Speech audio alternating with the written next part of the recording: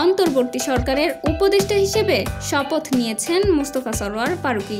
রোববার 10 নভেম্বর অন্তর্বর্তী সরকারের সংস্কৃতি বিষয়ক মন্ত্রণালয়ের উপদেষ্টা হিসেবে মুস্তফা সরোয়ার ফারুকী নিযুক্ত হওয়ার পর থেকেই বিষয়টি নিয়ে নানা সমালোচনা হচ্ছে। এদিকে সোমবার 11 নভেম্বর সচিবালয়ে কর্মক্ষেত্রে প্রথম দিন যোগ দিয়ে সাংবাদিকদের সঙ্গে কথা বলেছেন উপদেষ্টা ফারুকী। সেখানে তিনি তাকে ঘিরে সামাজিক মাধ্যমে চলা সমালোচনা সহ নানা বিষয়ে নিজের অবস্থান পরিষ্কার করেছেন।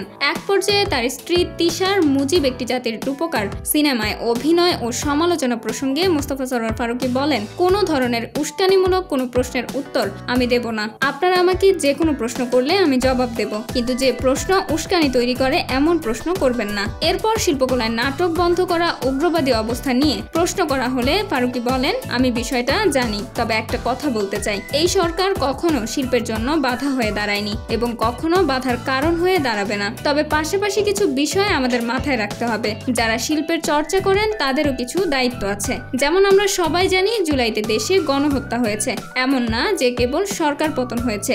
যদি জনতা বিজয়ী না হতো তাহলে আমি আজ এখানে থাকতাম না, জেলে থাকতাম। এমন আমাদের অনেকের সঙ্গেই হতো। যারা জুলাইতে গণহত্যা চালিয়েছে সরকার তাদেরও বিচার করবে।